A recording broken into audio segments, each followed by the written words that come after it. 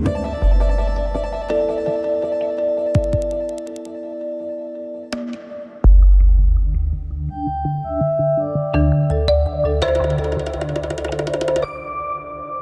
voilà que tout bientôt nous allons donc voter pour de nouveaux maires ou peut-être les réélire, qui sait. Voici un livre qui tombe à pic pour ceux qui s'engagent éventuellement dans l'aventure, le métier d'élu local, qu'il soit d'ailleurs maire ou plus tard député, qui sait. René Josière, bonjour. Bonjour. Votre livre est comme un petit vade-mecum, c'est quoi? C'est un guide d'incitation à la vertu de l'utilisation des finances publiques et de la conception même d'élu local? Non, je crois que c'est un livre qui évoque les rapports entre l'argent et les élus locaux, entre l'argent et les campagnes électorales locales, et qui montre d'ailleurs à la fois les progrès réalisés depuis un certain nombre d'années, et puis ce qui reste à faire, et qui condamne quelques dérives qui existent toujours. Oui, cela fait longtemps que vous condamnez quelques dérives, n'est-ce pas? Et que parfois, au fond, vous êtes couronné, qui sait, de quelques succès que vous aimez bien commenter, à la fois tout de même un peu chafouin, en disant oui, pas mal l'idée, mais ça n'aurait pu mieux faire. Nous verrons cela notamment avec les propositions de François Hollande quant à une éventuelle réforme territoriale et cette fameuse simplification de ce qu'on appelle notre millefeuille administratif. Ça sera plutôt pour la seconde partie des matins. Mais monsieur le député, faut-il que je précise que vous êtes député de la première circonscription de l'Aisne, apparenté PS, c'est-à-dire au groupe socialiste à l'Assemblée, mais pas encarté. Alors, je n'ai pas, aux deux dernières élections, je n'ai pas bénéficié du soutien du Parti socialiste pour des raisons qu'il est trop long d'exposer ici. Donc, durant la législature précédente, j'ai été apparenté au groupe socialiste. Et puis, à la dernière élection, au premier tour, je n'avais pas le soutien du Parti socialiste, mais au deuxième tour, étant donné que le candidat qui avait obtenu le soutien du Parti socialiste s'était maintenu contre moi au deuxième tour, le parti lui a retiré son investiture et me l'a donné. Donc j'ai été élu député socialiste. Je suis donc membre à part entière du groupe parlementaire socialiste. Voilà, du groupe parlementaire. Mais ça tombe bien, monsieur le député, parce que nous commenterons dans un instant tout de même ce qui a fait entre autres la une du Monde et qui fait beaucoup d'articles dans les journaux aujourd'hui. Comment les députés ont-ils utilisé les 81,6 millions d'euros mis à leur disposition? Cette fameuse réserve parlementaire de subventions exposée sur 246 pages, nous apprend Le Monde, 246 pages, 10 939 lignes de tableau. Bref, le détail de l'attribution de la réserve parlementaire. Mais je voudrais tout de même vous poser peut-être une question sur l'air du temps, parce que quand on lit votre livre de A à Z, on voit qu'il commence par une citation de Charles Péguy, et puis qu'il termine au fond sur une sorte d'envoi. Je veux croire, écrivez-vous, le 31 décembre 2013 à Laon, je veux croire qu'en mars 2014, les candidats républicains seront nombreux à porter dans leur projet municipal une vision renouvelée des fonctions électives locales. C'est ainsi que nous retrouverons la confiance des citoyens. Et puis un peu plus haut, vous parlez au fond qu'il y a un défi aujourd'hui à relever par ces nouveaux candidats, un défi à relever face à l'abaissement de nos valeurs. Je voudrais savoir tout de même comment vous voyez cette actualité que l'on sait complexe aujourd'hui, entre des SMS appelant au boycott, les écoles au nom d'un enseignement d'une loi, d'une théorie qui d'ailleurs n'existe pas, enfin la théorie du genre, René Dosière, avec les polémiques que l'on sait, l'embarras, le coup de poing sur la table du ministre de l'Éducation nationale, tout cela sur fond d'affaires Dieudonné, de manifestations de jours de colère, où l'on entend ça et là, à Place de la Bastille dimanche dernier, à nouveau des slogans que l'on aurait entendus que dans des images d'archives, peut-être des années 30, mais qui sont là pourtant bien réels. Quel est votre sentiment en tant que député aujourd'hui, et justement en plus à la veille d'élections importantes, les municipales d'un côté, qu'on dit éventuellement qu'on décrit comme un vote sanction, et puis celle des européennes plus tard, que l'on dit comme celle d'un vote protestataire et de recul? Oui, alors il y a une certaine confusion dans le monde actuel, et c'est vrai que ce que vous évoquez n'est pas toujours au même niveau. Si vous prenez tout ce qu'on appelle les rumeurs, si vous voulez, on constate que sur Internet notamment se développent, des rumeurs qui ne sont pas vérifiées, qui racontent vraiment n'importe quoi, et qui créent l'illusion. Et là, ça c'est un problème qui tient, je dirais, à la déontologie des médias, car normalement, normalement, on doit, avant d'annoncer une nouvelle, essayer de la vérifier. C'est pas le cas sur Internet et tout le monde prend ça comme argent comptant. Bon. Ouais, c'est pas nouveau la rumeur, monsieur Dosier. Oui, mais alors, on n'a pas attendu Internet et le SMS pour non, créer des rumeurs. Rappelez-vous, dans les années, je crois, 60, la fameuse rumeur d'Orléans. C'est Edgar Morin qui avait d'ailleurs fait un ouvrage sur ça. Mais le phénomène n'est pas nouveau. Il a été analysé d'ailleurs par un certain nombre d'universitaires. Mais avec Internet, il se développe de manière considérable, parce que ça se multiplie et puis les gens finissent par le croire. Bon. Donc ça, c'est un vrai problème. Il y a une deuxième question que vous soulevez, c'est le rapport entre les élus et le citoyen, les élus politiques et les citoyens. Et là, on s'aperçoit qu'il y a naturellement un fossé qui a toujours, là aussi, un peu existé, mais qui s'aggrave dans des périodes de difficultés économiques. Et donc, ce que je souhaite, c'est naturellement que les élus prennent des dispositions pour rétablir, combler en quelque sorte ce fossé. Ça ne se fera pas d'un seul coup, mais enfin... Vous dites relever le défi de la République face à l'abaissement de nos valeurs. Selon vous, quel est l'abaissement ?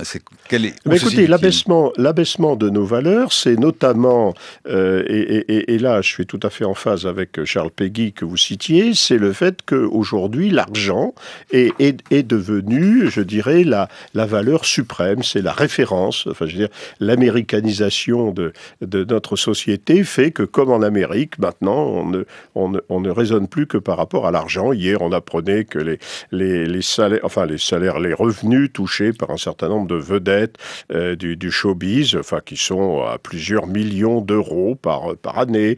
Demain, on aura peut-être les salaires des footballeurs qui sont, enfin des plus grands, qui sont à peu près au même niveau. Et puis ensuite, il y aura les salaires des patrons du CAC 40. Enfin, je veux dire.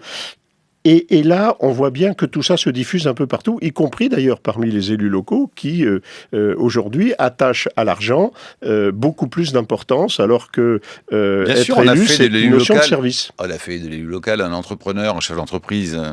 On a fait de l'élu local quelqu'un qui doit faire un métier qui n'exerce pas non pas une fonction. Oui, là, il y a une tendance, je dirais, à la professionnalisation, non pas au sens de la compétence, mais au sens, si vous voulez, du métier d'élu, qui est, me semble-t-il, très dangereuse, en particulier pour ce qui concerne les élus locaux. Les élus locaux exercent une fonction, elle devrait être limitée dans le temps, et puis elle est là au service des habitants.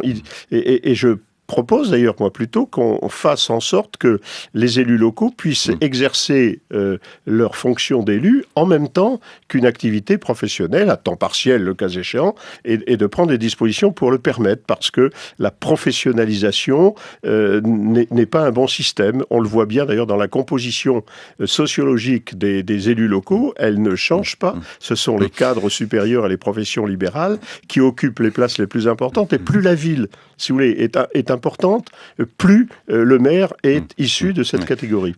Mais tenez, travaux pratiques, monsieur Dosière, que faites-vous devant, je sais pas moi, un groupe de 10 parents d'élèves qui viennent vous voir et qui vous disent « Monsieur le maire, je n'enverrai pas mon fils à l'école désormais parce que je ne veux pas qu'on lui apprenne que mon petit garçon est une petite fille ».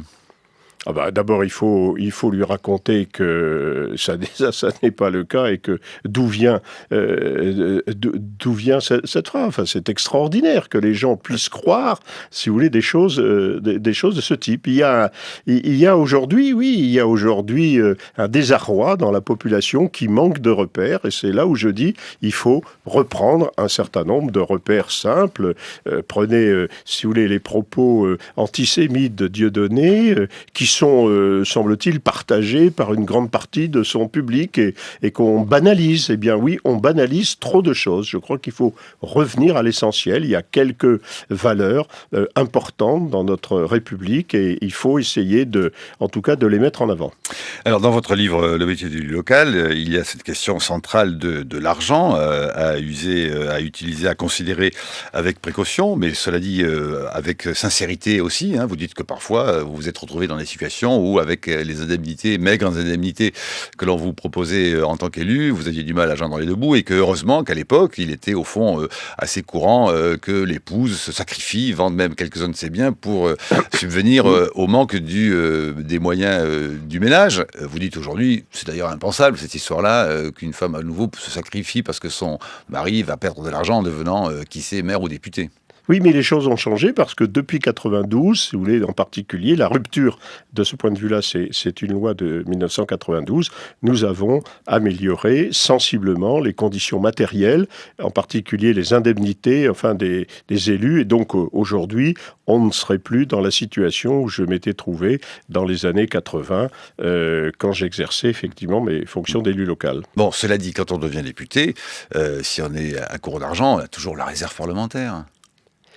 Oui, alors non, si vous voulez, parce que la réserve parlementaire n'est pas destinée aux députés.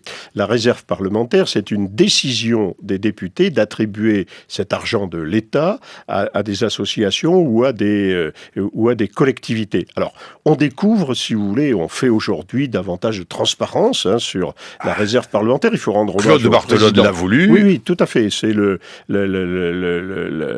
nouveau président a voulu que effectivement on soit beaucoup plus rigoureux en ce qui concerne la transparence. Alors on découvre toujours des choses étonnantes. Par exemple, moi je relève que on a donc en 2013 l'Assemblée a donc eu 82 millions. Voilà, 81,6 millions, nous dit le monde. 82. Allons-y à 82 millions. Eh bien, le dernier chiffre connu pour la réserve parlementaire attribuée par l'Assemblée, c'était en 2010, 66 millions.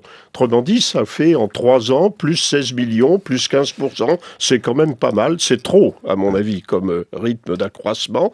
Mais ça, c'est déjà une chose nouvelle. On découvre une deuxième chose. Dans la réserve parlementaire, il y a maintenant une réserve institutionnelle. Ah, alors ça, c'est la question du jour. C'est la question que je voulais vous poser. Alors, attendez, il faut préciser. Voilà, il y a une réserve institutionnelle qui est financée, donc qui a ainsi financé cette réserve institutionnelle. Vous allez nous dire de quoi il retourne. Elle a financé en 2013 le Conseil d'État et la Cour des comptes à hauteur de 250 000 € chacun, la Fondation Claude Pompidou pour 100 000 € ou encore un restaurant d'insertion sociale à Pantin. Bon, passons pour le restaurant d'insertion sociale ou les Restos du Cœur. Mais comment se fait-il qu'une réserve parlementaire, et à quoi ça sert qu'elle finance une partie du Conseil d'État et de la Cour des comptes ? Eh ben, oui, c'est tout à fait invraisemblable parce que, vous savez, la Cour des comptes, nous votons le budget de la Cour des comptes. Elle est d'ailleurs, elle fixe elle-même pratiquement son budget. On voit vraiment pas pourquoi elle a besoin de la réserve parlementaire. Pourquoi elle n'augmente pas ? Si la Cour des comptes a 250 000 €, pourquoi est-ce qu'elle n'augmente pas sa demande budgétaire de 250 000 €? Enfin, de même pour le Conseil d'État. C'est tout à fait extraordinaire, ça. Alors, là aussi, mais ça fait longtemps. Ça, très franchement, très naïvement, moi je ne savais pas du tout ça. J'apprends ça aujourd'hui, hier en lisant les articles. Oui, on en apprend tous les jours. C'est vieux, mais même vous le saviez ça, vous quand même. Non, je savais que par exemple la Cour des comptes avait été financée parce que elle l'avait dit une fois, telle salle a été aménagée grâce à la réserve parlementaire. Alors je pensais que il y avait un parlementaire qui soit attribué la réserve ou bien que c'était quelque chose d'exceptionnel. Eh bien non, c'est quelque chose d'institutionnel dans les 82 millions de crédits, il y a 5 millions réservés aux grandes institutions de la République. Mais ça ressemble presque à un conflit d'intérêts, non ? Non, mais c'est la République qui fait... C'est invraisemblable. Tout ça me démontre que, je crois, me confirme dans mon idée qu'il faudrait supprimer purement et simplement la réserve parlementaire et utiliser de manière beaucoup plus rigoureuse l'argent public. D'ailleurs, pardon, j'aurais dû commencer comme ça. Cet argent de la réserve parlementaire, il vient d'où ? Il est constitué comment ? Voilà. C'est de l'argent c'est le budget de l'État. Si vous voulez, c'est un droit de tirage des parlementaires. Il est utilisé, contrôlé comme toute subvention de l'État. De ce point de vue-là, les choses sont très claires. Alors, ça dit, les enveloppes ne sont pas les mêmes pour tout le monde. Là aussi, on pourrait penser qu'il y aurait un partage assez équitable. Vous avez vu les montants de ce que reçoivent notamment le président de l'Assemblée nationale, 520 000 €, 260 000 € pour le vice-président. Enfin, voilà. Oui. Ah non, ça s'est beaucoup amélioré, si vous voulez, parce que ça, c'est Claude Barthelone a voulu que les choses soient beaucoup plus égalitaires, mais il y a 2 ans, si vous voulez, moi j'avais obtenu quelques chiffres sur la distribution de la réserve parlementaire il y a 2 ans, on avait des écarts de 1 à 10, si vous voulez. Et le président, l'ancien président de l'Assemblée, il avait 12 millions. de réserve parlementaire. Enfin, vous comprenez. Non, aujourd'hui, les choses sont plus claires. 130 000 euros par député. Et puis, le président de l'Assemblée a un peu plus, et les présidents de commission et les vice-présidents de l'Assemblée ont un peu plus. Quand j'ai été vice-président de l'Assemblée, je croyais que les vice-présidents avaient droit à un peu plus de réserve. Alors, j'ai demandé à ce moment-là. Chouette, mais pas du tout. Non, pas du tout. On m'a dit, mais non. Bon, maintenant, c'est institutionnalisé. Un vice-président de l'Assemblée, il a 2 fois plus de réserve qu'un parlementaire de base. Bon. Mais les inégalités se sont considérablement réduite. Alors, ce livre ne se pas forcément à la critique facile. Après tout, une réserve parlementaire, dans de très nombreux cas, ça sert à quelque chose, à améliorer les squares. Les bénéficiaires sont très, très contents. Voilà, mais alors du coup, ça retrouve quand même, et ça rejoint le thème de votre livre, le métier d'élu local. Est-ce que ça n'est pas un formidable instrument, surtout en ce moment-là, à l'approche des municipales, pour favoriser ce qu'on appellerait une sorte de clientélisme, monsieur Dauzière? Oui. Alors, oui, en particulier pour les sénateurs. Parce que on va avoir au mois de septembre des élections sénatoriales.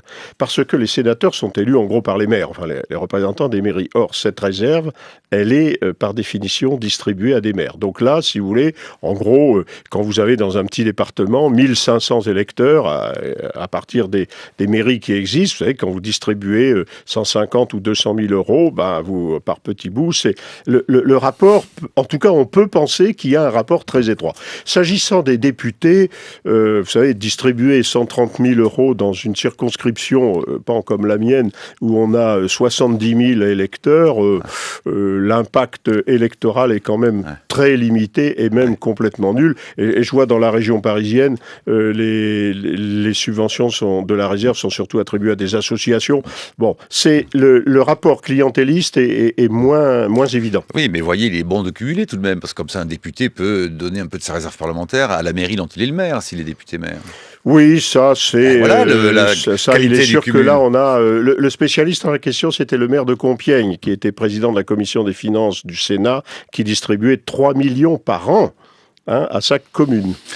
René Dauzière, invité des matins de France Culture, le métier d'élu local. On peut dire que c'est d'ailleurs un livre hommage aussi au fond à un de ceux qui, les tout premiers, s'est battu contre ce cumul des mandats, Guy Carcassonne, qui vous rendait hommage dès le début de votre livre. Le débat sur ces questions aussi territoriales avec Brice Couturier à 8h15. Brice. Bonjour Marc Blanchet, bonjour René Dauzière. Bonjour.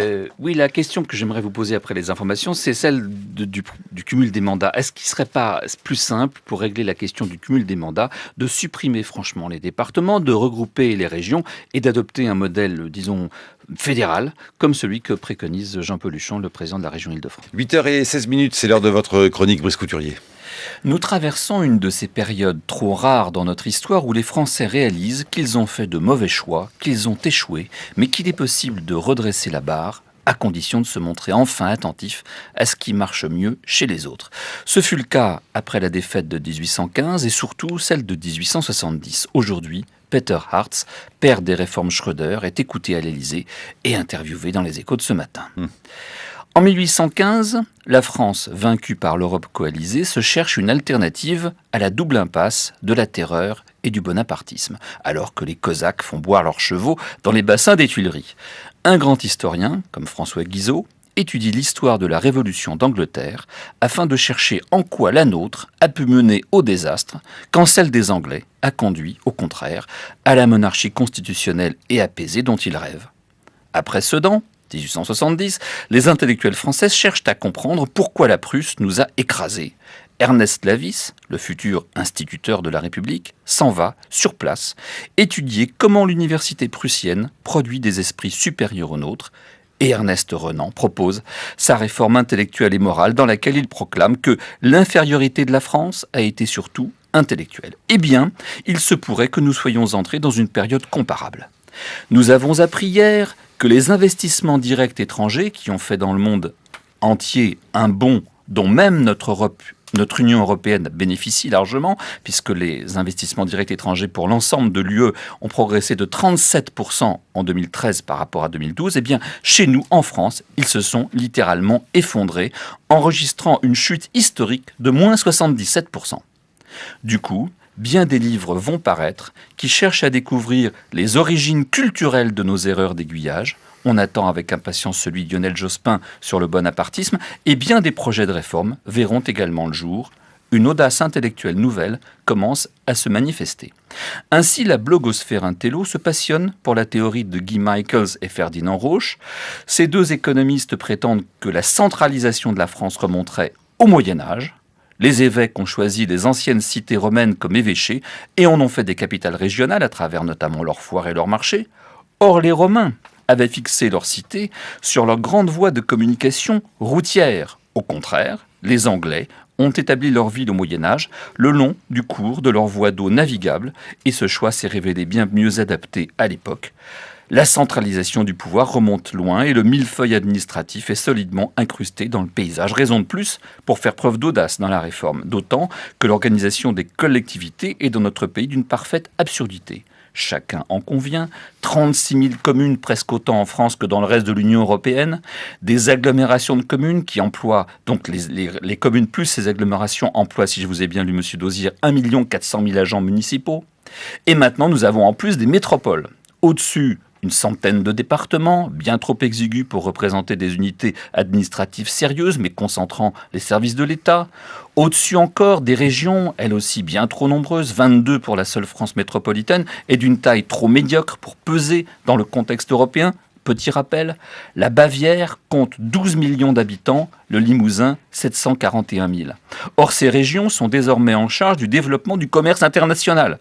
Sans compter les innombrables agences, hautes autorités de ceci et de cela, organismes consultatifs qui font perdre un temps précieux aux autorités, obligées de leur demander sans cesse des avis. Notre système administratif est complexe, il est absurde, opaque et dispendieux. Il constitue un véritable frein à la création d'emplois.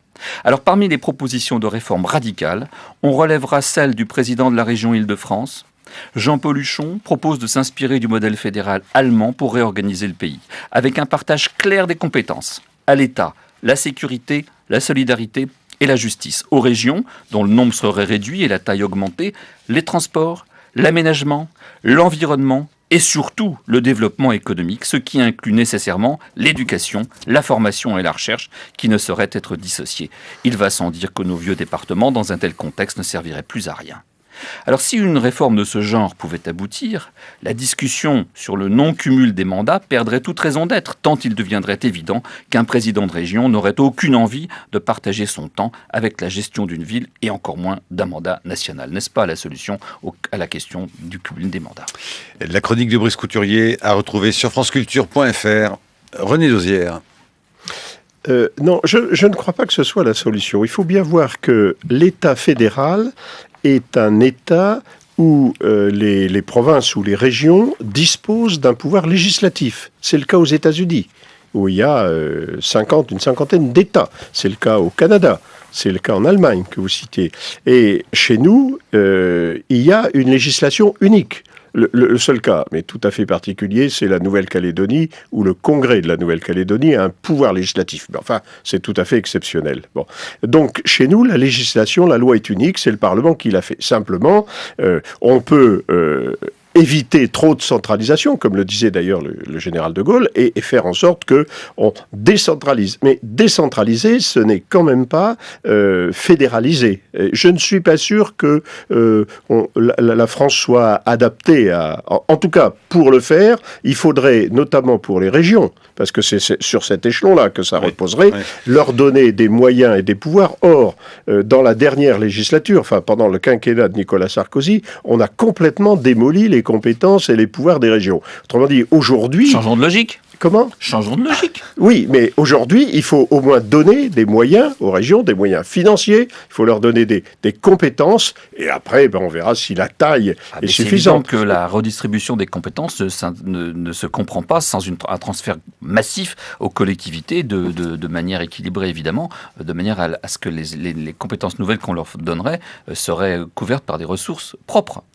Oui, non, mais tout à fait. C'est d'ailleurs, ça a été ce qu'on a essayé de faire en matière de décentralisation dans les années 82 et après. Simplement, on a donné un petit peu à chacun, sauf aux communes. Hein. Mais on a donné aux départements toute une série de compétences et puis on en a donné aux régions. Puis après, on est revenu dessus et aujourd'hui, si vous voulez, l'échelon, il y a deux échelons faibles, si vous voulez, dans notre système administratif. Ce sont en haut les régions qui n'ont pas ni compétences ni les moyens suffisants. Et puis c'est en bas, au plus près des habitants, c'est l'échelon communal. Comme nous avons beaucoup de communes, ces communes sont naturellement très petites, ne disposent pas des moyens financiers, on ne les a pas fusionnées, et donc on a facilité les regroupements, ce qui s'appelle les intercommunalités. Aujourd'hui, chaque commune française fait partie d'une communauté. Elle fait partie en outre de 4 ou 5 syndicats intercommunaux. Et donc là, au niveau communal, local, on a un vrai millefeuille. C'est là qu'est le millefeuille. Et c'est là c'est d'ailleurs là où se trouve la masse financière la plus importante, 160 milliards de dépenses de ces collectivités. Donc c'est à ce niveau-là qu'il faudrait agir. Mais c'est là où on a les résistances institutionnelles, en particulier liées au cumul des mandats. Vous avez cité la région, vous avez cité la commune comme étant soumise à des faiblesses, des défauts. Ça veut dire que le département est roi ? Le département, c'est en quelque sorte le pilier de notre millefeuille. C'est celui sur lequel on s'est construit, mais qui est en train de perdre progressivement. Mais pourquoi est-ce que c'est lui qui est souvent désigné pour dire au fond qu'il y aurait trop de départements en France, s'il est tant pilier que ça ? Oui, mais aujourd'hui, le département, si vous voulez, dans ses compétences, il a l'action sociale et puis la gestion des routes et de la vague. On ne peut pas dire... Tous les services de l'État. Tous les services de l'État sont concentrés, ou décentralisés, déconcentrés, sont au niveau de la responsabilité du département. De moins en moins, car ils sont maintenant de plus en plus concentrés au niveau de la région. Pour les services de l'État. Depuis 4-5 ans, là, il y a un mouvement qui est vraiment très très fort. Bon. Mais les départements exercent une compétence en matière d'action sociale. Si on dit on les supprime, il faut d'abord que cette compétence soit exercée par d'autres. Et moi je dis, si on crée un échelon communal solide, cet échelon-là peut exercer les compétences du département en matière d'action sociale, et à ce moment-là, on peut supprimer les départements. Donc il renforce le pouvoir du maire ? Oui, enfin du maire ou du président de l'intercommunalité, du nouveau maire en quelque sorte, oui. Agnès Benassi-Carré. Oui, donc la FED confirme que c'est bien au niveau du bloc communal que se situe une grosse partie de l'inefficacité actuelle. Alors, j'ai vu une étude qui montre que 1 euro de dépenses communales en plus n'a entraîné au niveau intercommunal, donc soit agglo, soit communauté de communes, seulement 39 à 55 centimes de dépenses en moins.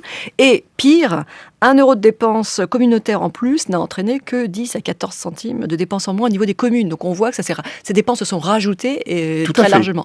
Donc qu'est-ce que vous proposez concrètement sur le bloc communal, soit de manière incitative, soit de manière autoritaire, pour faire le ménage là-dedans ? Il faut qu'il y ait un chef de file, un seul décideur. Aujourd'hui, vous avez les maires et vous avez l'intercommunalité qui décident chacun de leur côté. Résultat, ça s'additionne et ça coûte beaucoup plus cher, notamment en matière d'impôts. Donc il faut un seul chef de file. Il faut que ce soit la communauté qui décide. Donc pour qu'elle ait l'autorité suffisante, il faut l'élire au suffrage universel. Bon. Et puis d'autre part, il faut revoir les compétences entre les communes et l'intercommunalité, de manière à ce qu'il n'y ait plus de doublons et donc de mieux répartir là les compétences. Et à partir de ce moment-là, nous aurons un échelon, je dirais, communal nouveau, où les habitants trouveront les services dont ils ont besoin et où on réduira considérablement les dépenses. Donc comme dans les grandes villes avec les maires d'arrondissement ? D'une certaine manière, oui.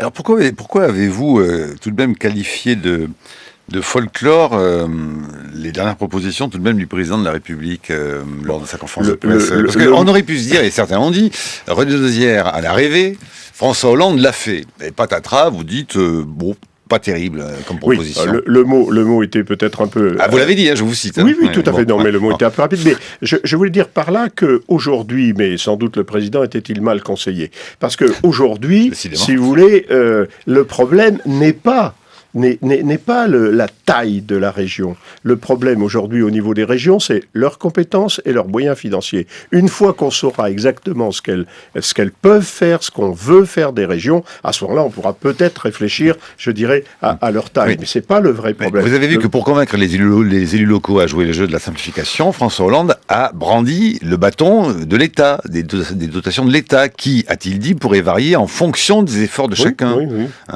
Une situation puissante, a-t-il dit. Oui, c'est le seul moyen que l'État peut avoir. Mais ceci dit, vous savez, la collectivité, en particulier la collectivité communale, peut compenser la baisse des dotations par une augmentation de la fiscalité, et cela d'autant plus que phénomène unique sans doute en Europe et au monde, à ma connaissance, c'est que l'État prend en charge une partie, un cinquième environ, de la fiscalité locale. C'est-à-dire que les contribuables locaux ne paient pas la totalité de leurs impôts. Ça, il faut le faire. Alors, vous comprenez, les collectivités décident du niveau de l'impôt et c'est l'État qui paye une partie de ses impôts. Alors, mettons déjà fin à ce système, que les collectivités locales soient complètement responsables de leurs impôts locaux. Ça sera déjà plus simple. Maurice Couturier. Oui, je ne suis pas convaincu. La Bavière, je vous disais, compte 12 millions d'habitants. J'ai été surpris en allant à Bruxelles de constater que la Bavière, l'État libre de Bavière, ça s'appelle comme ça, a une représentation quasi diplomatique à Bruxelles. À côté, il y a une ambassade de l'Allemagne, représentation de l'Allemagne, et il y a une représentation de la Bavière. Parce qu'effectivement, quand on pèse 12 millions d'habitants et le poids économique de cette région, avec ses spécialisations, on pèse lourd. Encore une fois, notre Limousin, c'est une très jolie région que j'aime beaucoup, mais 741 000, ça ne peut pas peser au niveau de l'Europe. Or, ce qu'on demande de plus en plus aux régions, c'est d'avoir une stratégie de spécialisation économique qui passe effectivement par la création de filières, qui passe par la création de spécialisation au sein de leurs universités, des ateliers de recherche, tout ça mis en ligne. On ne peut pas peser quand on représente que 741 000 personnes. C'est pour ça que la proposition de François Hollande de regrouper, enfin c'est ce qu'il a laissé entendre, de regrouper les régions de manière à leur donner la force de frappe suffisante pour compter à l'échelle de l'Europe entière, me paraît assez justifié. Pourquoi vous le refusez ? Ce n'est pas, non, je ne le refuse pas, mais ça n'est pas, si vous voulez, aujourd'hui, ça ne me paraît pas être le problème numéro un. Vous citez la Bavière, mais il y a en Allemagne d'autres États qui ont beaucoup moins d'habitants. Et la région Île-de-France, et la région Île-de-France, si vous voulez, prenez le Limousin, ok, mais la région Île-de-France, elle a près de 10 millions d'habitants. Ça compte. Elle je ne pèse pas. Le pas. regroupement. Elle ne pèse pas comme la Bavière, parce que la région Île-de-France n'a pas le même type d'organisation. La Bavière a un parlement, si vous voulez. L'éducation, le système éducatif en Bavière n'est pas le même que dans d'autres provinces allemandes, alors que chez nous, il est le même partout. Donc, il y a là un certain nombre de différences, mais encore une fois, les régions ont besoin de compétences, ont besoin de stratégies, de moyens financiers. Donnons-leur les moyens de le faire. Et là, on verra. Donnons-leur également un pouvoir réglementaire, à défaut d'un pouvoir législatif. Mais le pouvoir réglementaire, vous savez, il figurait déjà dans la proposition de loi du groupe socialiste en 1978. Alors, c'est la question que j'allais vous poser. C'est quand même l'Arlésienne, en général, la réforme de l'État, le millefeuille territorial. De grands projets sont annoncés, de grandes réformes régulièrement, et puis il ne se passe jamais réellement grand-chose, tout de même, René Dauzière. Les choses ont beaucoup évolué, si vous voulez. C'est vrai que, notamment, le développement de l'intercommunalité, c'est quelque chose d'important. Les métropoles, si vous voulez, c'est-à-dire le fait que dans les grands milieux urbains, là où c'est important, on essaie, bon, on va pas encore assez loin, mais on essaie, si vous voulez, de mettre en place un système, y compris d'ailleurs dans cette énorme métropole qu'est le Grand Paris. Regardez ce qui se passe à Lyon, où là, le Conseil général et le maire de Lyon, la communauté urbaine se sont mis d'accord là pour justement améliorer, séparer, clarifier leurs compétences. Et là, on va avoir une collectivité nouvelle, d'un type un peu particulier. Bon, c'est un modèle, non ? Il y a un modèle à suivre. Oui, peut-être, oui. Alors, vous savez, il y a toutes sortes de chiffres. Que pensez-vous du rapport de la mission d'information sénatoriale présidée par Jean-Pierre Raffarin, UMP, et rédigé par Yves Cratinger, PS, qui préconise de réduire le nombre de régions à 10 contre 22 ? Tout en maintenant les départements. Oui, je ne suis pas sûr d'ailleurs qu'à ce moment-là, je ne suis pas sûr qu'on puisse maintenir à ce moment-là, si vous voulez, les départements. Mais encore une fois, avant de réfléchir sur la taille, sachons exactement ce que l'on veut faire des régions. Agnès Benassi-Carré. Imaginons un scénario où on n'est plus que deux niveaux, la région et l'agglomération. Oui, ça c'est un bon schéma. Alors, est-ce que vous voyez les choses ? Parce que on a quand même une myriade de petites villes qui vivent en grande partie par les services administratifs, les sous-préfectures, les préfectures, l'armée qui est de moins en moins présente. Donc, comment est-ce que vous les raccrochez aux agglomérations ? Quelle politique d'accompagnement pour ces petites villes qui vont souffrir dans cette réorganisation administrative, c'est peut-être nécessaire, mais qui vont souffrir. Et d'autant plus qu'on sait aussi que c'est des villes qui vont souffrir de disparition de laboratoires pharmaceutiques ou de choses comme ça. Oui. Alors, René Dosière. L'échelon de base, moi, que je préconise, c'est celui de la communauté. Et vous avez des communautés de taille différentes, et notamment, toutes les petites villes sont dans une communauté, quelquefois même à la tête d'une communauté. Et donc, ces communautés peuvent avoir 30 000, 50 000, 60 000 habitants, donc regroupant, si vous voulez, plusieurs communes. Donc, je pense que dans ce cadre-là, c'est dans ce cadre-là qu'elles peuvent avoir une chance de se développer. Mais il faut bien voir que on a un système de développement qui favorise le fait urbain et qui aujourd'hui, faute d'organiser le milieu rural, risque de conduire à sa perte encore plus que vous ne le dites si jamais on ne prend pas les moyens de donner à cet échelon local les compétences et les moyens financiers de réagir. Alors, je voudrais, pour cette dernière partie d'émission, qu'on revienne sur quelque chose aussi, tout de même, dont vous avez rêvé, avec Guy Carcassonne, rendons-lui hommage, vous le citez encore une fois dans votre livre, qui reprenait la formule « il faut détruire le cumul des mandats », c'est ça oui, cumulatio delenda est. Voilà. Il faut détruire le mandat, il faut supprimer le cumul. Des mandats, disait-il, et vous le citez, et ce livre, au fond, presque pourrait lui être dédié. Alors, cela dit, Guy Carcassonne et vous-même en avez rêvé. Sur ce coup-là, on peut dire que François Hollande l'a fait, puisque la semaine dernière, 22 janvier, l'Assemblée a voté donc l'interdiction du cumul de mandats locaux avec le mandat de député ou de sénateur à partir de 2017. Scrutin adopté à 313 voix contre 225, nettement au-dessus de la majorité absolue des députés, qui est celle de 289 voix. Manuel Valls a parlé de révolution démocratique. Tout à fait. Et je pense qu'il faudra rendre hommage à François Hollande et à Jean-Marc Ayrault d'avoir mené cette réforme depuis longtemps. On l'attendait. Nous n'avions pas réussi en 95 et en 2000 à la faire réellement. Je crois que maintenant c'est fait. C'est une vraie révolution. On va voir toutes les conséquences progressivement, si vous voulez, dans le fonctionnement de la nation et dans l'apparition de nouveaux élus et dans la disparition du système des baronnies et des fiefs. Alors ça donne des ailes à certains. Écoutez donc le témoignage de ce jeune candidat, 37 ans, UDI, lui, à la mairie de Marly, les Valenciennes, dans le Nord. Pour lui, les statuts de députés et sénateurs sont devenus, accrochez-vous, inutiles dans la Ve République. Il explique pourquoi au micro d'Antoine Beauchamp. On est dans un fonctionnement qui est biaisé.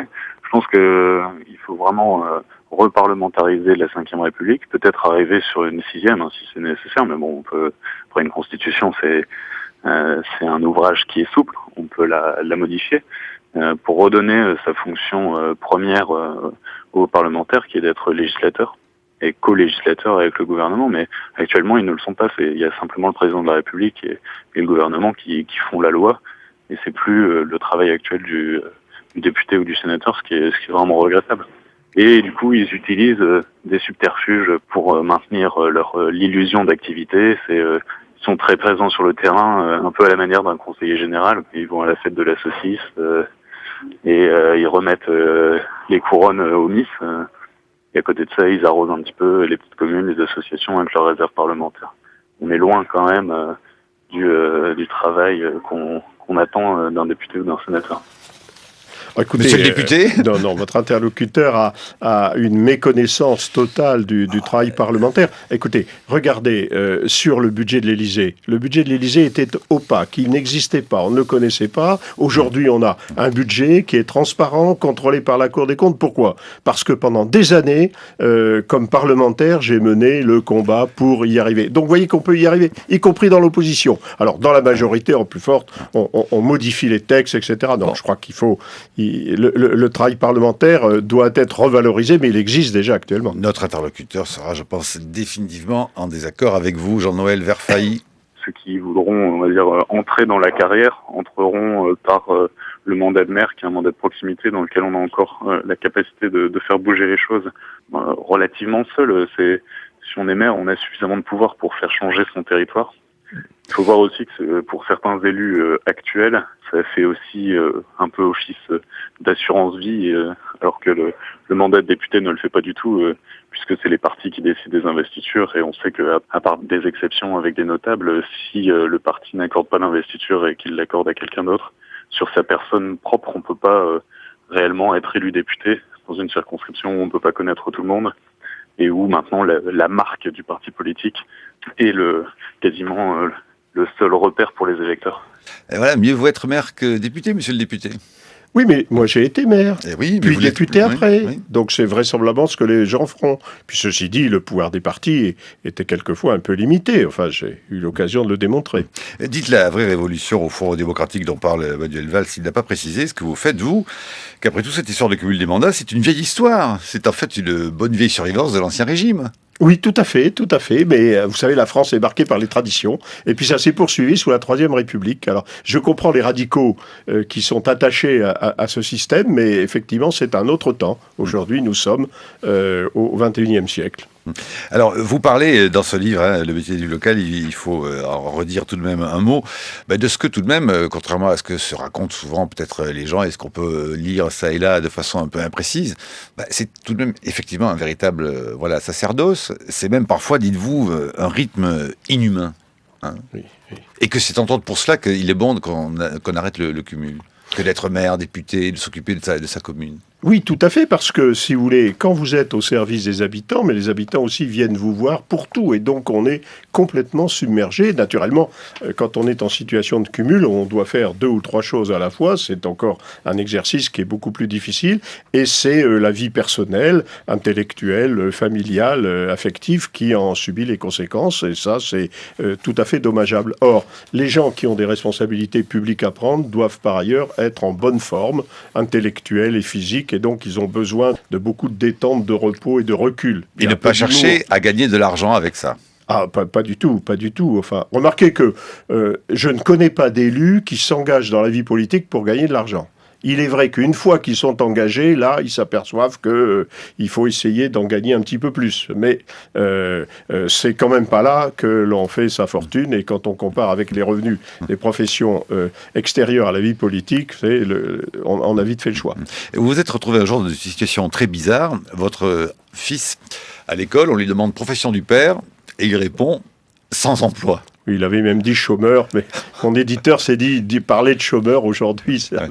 Oui, parce que c'était une situation où l'élu local, j'étais maire de la ville de Laon, l'élu n'avait pas d'indemnité, quasiment il y avait une indemnité de frais, il n'avait pas de cotisation sociale, il ne payait pas d'impôt sur le revenu sur son indemnité, et donc finalement c'était une situation très difficile. Ça n'est plus le cas, nous l'avons changé. Aujourd'hui, on peut parfaitement être maire à temps plein, être rémunéré très correctement, et même avoir des cotisations sociales prélevées sur son indemnité. Oui, c'est pourquoi vous vous êtes beaucoup battu vous-même pour en avoir souffert à une époque. Brice Couturier. Oui, René Dosier, vous dites dans votre livre, à propos de cette histoire du cumul et de l'emploi, du suremploi de ces gens qui ont voté une loi de 35 heures et qui avouent, pour l'un d'entre eux en tous les cas, travailler 100 heures par semaine, 7 jours sur 7. Il n'a pas de femme, pas d'épouse, pas de maîtresse, comme ils disent, c'est Charles de Courson.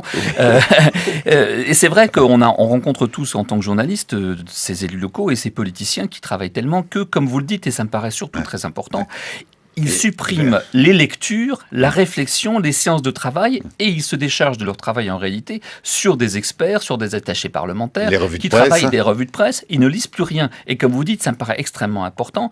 On aboutit ainsi à une glaciation de la pensée, à savoir qu'on rencontre très souvent des politiciens, qu'ils soient élus ou ministres, etc., qui en réalité fonctionnent sur un nombre de connaissances acquises à l'époque de leur jeunesse, qui n'ont jamais renouvelé depuis et qui les met très en retard sur les évolutions de la société.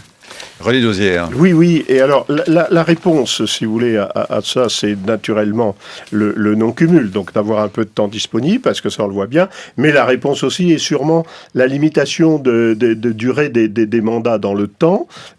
Alors là, si vous voulez, je suis mal placé pour le dire, puisque j'en suis à ma 22e année de vie parlementaire. Mais c'est vrai que, et à 30 ans de vie politique, mais c'est vrai que ça a été un peu différent. Ceci dit, la législation n'existe pas. Sûrement faudrait-il aller vers une limitation de la durée des mandats dans le temps, en particularisant quand même le mandat parlementaire. Il n'est pas tout à fait le même que le mandat de maire ou de président de conseil régional. Combien de mandats successifs à combien de mandats successifs écoutez, on devrait limiter ? pour un mandat, à mon avis, 2, en tout cas 3, c'est bien le maximum. Hein. Pour les mandats parlementaires, c'est plus compliqué. Vous savez, j'ai été 10 ans parlementaire de la majorité, 10 ans parlementaire de l'opposition. Ça n'est pas du tout le même travail, parce que deux fonctions, 2 styles d'action différents. Donc là, il faut faire attention. Et puis, là, les parlementaires, il faut leur laisser le temps enfants, de devenir plus alimentés et puis de prétendre peut-être des fonctions plus importantes. René Dauzière, merci d'avoir accepté notre invitation. Le métier d'élu local aux éditions du Seuil. Restez encore avec nous un instant. Je ne peux pas résister à vous poser la question. Vous avez été un des premiers assez courageux à commenter la séparation de François Hollande et de Valérie Trierweiler en disant au fond que ça aurait une conséquence économique favorable et que cela engendrerait une économie de 400 000 euros. Je vous offre le L de ce 31 janvier 2014 avec en une, première dame, le job impossible, aimer un président, à quel prix ? Alors, écoutez, le coût de la première dame est l'aspect un peu secondaire de la question, parce que ça correspond un peu au travail qu'on lui donnait. C'est le principe, si vous voulez, d'une première dame que je mets en cause, parce que ça renvoie à une image de la femme dévalorisée, celle qui n'existe que par son époux, alors que je crois qu'aujourd'hui les femmes existent par elles-mêmes, et donc il ne faut pas les réduire à ce type qui date d'une époque révolue. Seek your way.